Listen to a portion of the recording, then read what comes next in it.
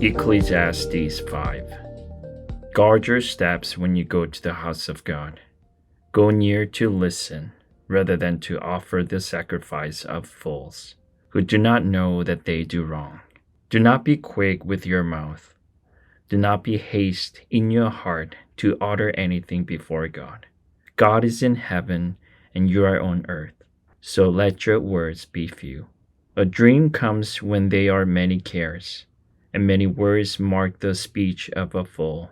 When you make a vow to God, do not delay to fulfill it. He has no pleasure in fools. Fulfill your vow. It is better not to make a vow than to make one and not to fulfill it. Do not let your mouth lead you into sin, and do not protest to the temple messenger. My vow was a mistake. Why should God be angry at what you say and destroy the work of your hands? Much dreaming and many words are meaningless.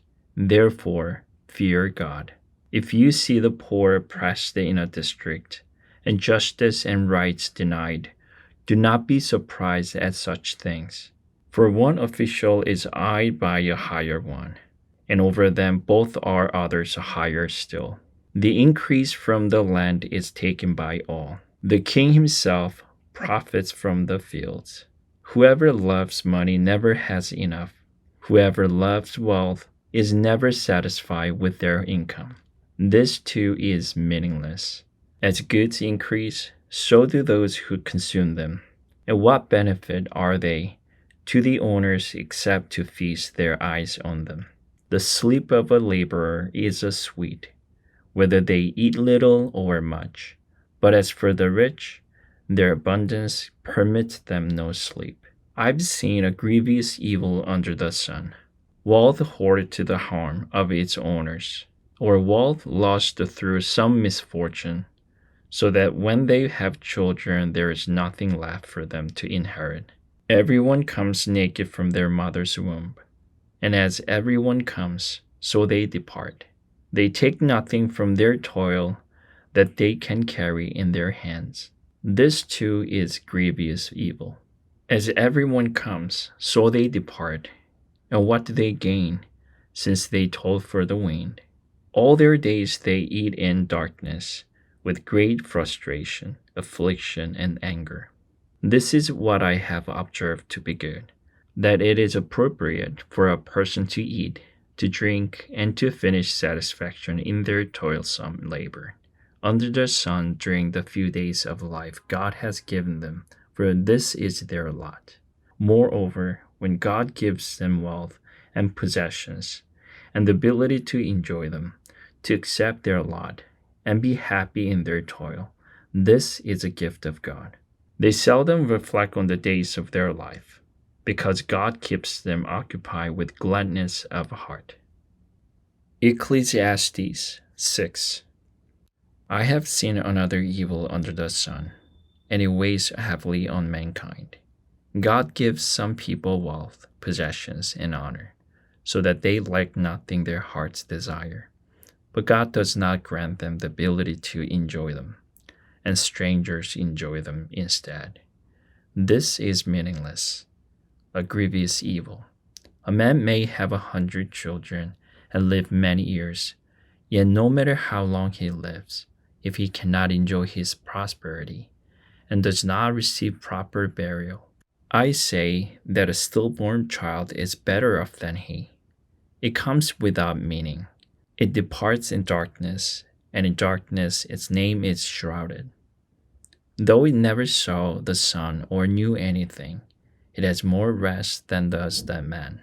Even if he lives 1,000 years twice over, but fails to enjoy his prosperity, do not all go to the same place? Everyone's toil is for their mouth, yet their appetite is never satisfied. What advantage have the wise over fools? What do the poor gain by knowing how to conduct themselves before others? Better what the eye sees than the roving of the appetite. This too is meaningless, a chasing after the wind. Whatever exists, it has already been named, and what humanity is has been known. No one can contend with someone who is stronger. The more the words, the less the meaning. And how does that profit anyone? For who knows what is good for a person in life? During the few and meaningless days they pass through like a shadow, who can tell them what will still under the sun after they are gone? Ecclesiastes 7. A good name is better than fine perfume, and the day of death better than the day of birth. It is better to go to a house of mourning than to go to a house of feasting, for death is the destiny of everyone. The living should take this to heart. Frustration is better than laughter, because a sad face is good for the heart. The heart of the wise is in the house of mourning, but the heart of fools is in the house of pleasure. It is better to heed the rebuke of a wise person than to listen to the song of fools. Like the crackling of thorns under the pod, so is the laughter of fools. This too is meaningless. Extortion turns a wise person into a fool, and a bribe corrupts the heart. The end of a matter is better than its beginning, and patience is better than pride. Do not be quickly provoked in your spirit, for anger resides in the lap of fools. Do not say, "Why were the old days better than these?" For it is not wise to ask such questions. Wisdom, like an inheritance, is a good thing, and benefits those who see the sun. Wisdom is a shelter, as money is a shelter, but the advantage of knowledge is this: wisdom preserves those who have it. Consider what God has done. Who can straighten what he has made crooked? When times are good, be happy. But when times are bad, consider this: God has made the one as well as the other. Therefore, no one can discover anything about their future. In this meaningless life of mine, I have seen both of these, the righteous perishing in their righteousness, and the wicked living long in their wickedness. Do not be over righteous, neither be over wise.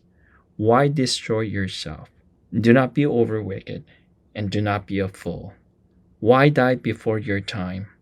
It is good to grasp the other and not let go of the other. Whoever fears God will avoid all extremes. Wisdom makes one wise person more powerful than 10 rulers in a city. Indeed, there is no one on earth who is righteous, no one who does what is right and never sins. Do not pay attention to every word people say, or you may hear your servant cursing you. For you know in your heart that many times you yourself have cursed the others. All this I tested by wisdom, and I said, I am determined to be wise, but this was beyond me. Whatever exists is far off and most profound. Who can discover it? So I turned my mind to understand, to investigate, and to search out wisdom and the scheme of things, and to understand the stupidity of wickedness and the madness of folly. I find more bitter than death the woman who is a snare, whose heart is a trap, and whose hands are chains. The man who pleases God will escape her, but the sinner she will ensnare. Look, says the teacher, this is what I have discovered. Adding one thing to another is discover the scheme of things.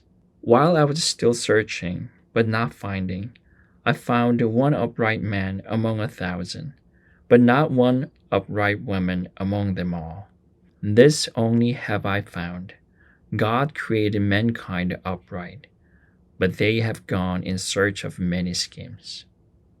Ecclesiastes 8. Who is like the wise, who knows the explanation of things? A person's wisdom brightens their face and changes its hard appearance. Obey the king's command, I say, because you took an oath before God. Do not be in a hurry to leave the king's presence. Do not stand up for a bad cause, for he will do whatever he pleases. Since the king's word is supreme, who can say to him, "What are you doing?" Whoever obeys his command will come to no harm, and the wise heart will know the proper time and procedure. For there is a proper time and procedure for every matter, though a person may be weighed down by misery. Since no one knows the future, who can tell someone else what is to come? As no one else has power over the wind to contain it, so no one has power over the time of their death. As no one is discharged in time of war, so wickedness will not release those who practice it. All this I saw as I applied my mind to everything done under the sun. There is a time when a man lords it over others to his own heart. Then too I saw the wicked buried, those who used to come and go from the holy place and receive praise in the city where they did this. This too is meaningless. When the sentence for a crime is not quickly carried out, people's hearts are filled with schemes to do wrong. Although a wicked person who commits 100 crimes may live a long time, I know that it will go better with those who fear God, who are reverent before Him. Yet because the wicked do not fear God, it will not go well with them, and their days will not lengthen like a shadow. There is something else meaningless that occurs on earth: the righteous who get what the wicked deserve, and the wicked who get what the righteous deserve. This too, I say, is meaningless. So I command the enjoyment of life, because there is nothing better for a person under the sun than to eat and drink and be glad. Then joy will accompany them in their toil all the days of the life God has given them under the sun. When I applied my mind to know wisdom and to observe the labor there is done on earth, people getting no sleep day or night, then I saw all that God has done. No one can comprehend what goes on under the sun. Despite all their efforts to search it out, no one can discover its meaning. Even if the wise claim they know, they cannot really comprehend it. Amen.